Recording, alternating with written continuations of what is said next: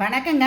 இன்றைக்கி நம்ம கூட்டு குடும்ப சமையலில் வந்து பாவக்காய் தொக்கு தான் செய்ய போகிறோம். வாங்க அது எப்படி செய்யலான்னு பார்க்கலாம். வாங்க, பாத்திரத்தை வச்சுருக்கிறேங்க. எண்ணெய் ஊற்றிக்கலாங்க. கடுகு உளுந்து ரெண்டையும் போட்டுக்கலாங்க.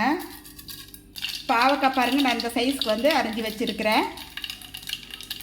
வந்து போட்டுக்கலாங்க. நான் கொஞ்சம் பெரிய சைஸாக தான் அரிஞ்சிருக்கிறேன். இந்த பாவக்காய்க்கு தேவையான உப்பு போட்டுக்கலாங்க.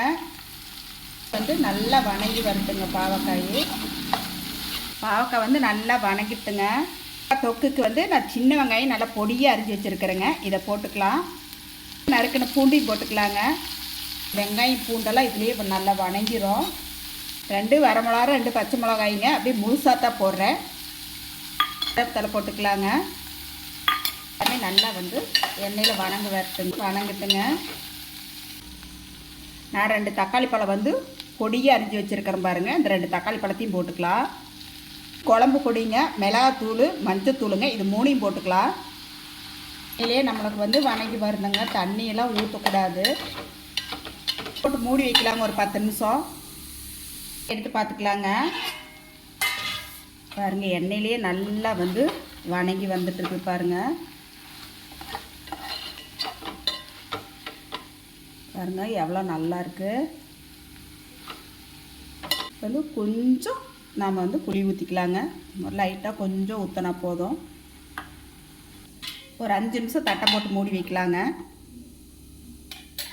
தட்டத்தை எடுத்து பார்த்துக்கலாங்க.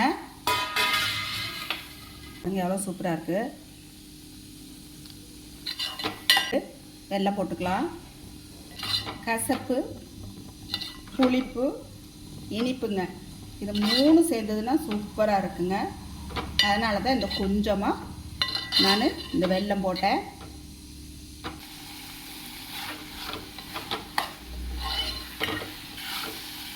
நம்ம பாவக்காய் தொக்கு வந்து சூப்பராக கசப்பு இல்லாமல் சூப்பராக செஞ்சாச்சு பாருங்கள். அப்படியே சாப்பாட்டில் போட்டு அப்படியே பிசைஞ்சு சாப்பிட்டோம்னா வேறு லெவலில் இருக்குங்க. ஸ்டவ் ஆஃப் பண்ணிக்கலாங்க. மல்லித்தலை போட்டுக்கலாம். பாவக்காய் தொக்கு சூப்பராக ரெடி ஆயிடுச்சுங்க. எல்லோரும் வாங்க சாப்பிட்லாம். வாங்க, நீங்களும் வீட்டில் இந்த மாதிரி செஞ்சு சாப்பிட்டு பார்த்துட்டு எப்படின்னு சொல்லி சொல்லுங்கள். இந்த வீடியோ பிடிச்சிருந்தா லைக் பண்ணி ஷேர் பண்ணுங்கள். நன்றிங்க.